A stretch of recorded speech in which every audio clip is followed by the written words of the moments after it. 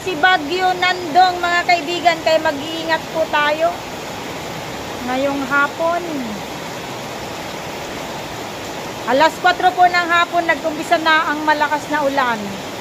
At ito nga, si unang patikim ni Bagyo Nandong dito sa aming bayan ng Lagangilang, probinsya ng Abra.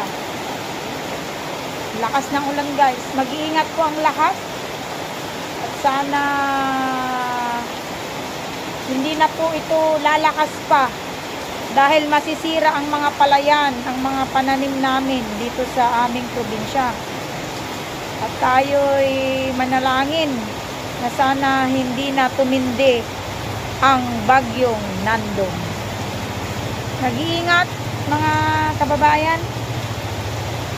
And please Lord, protect our place, our province.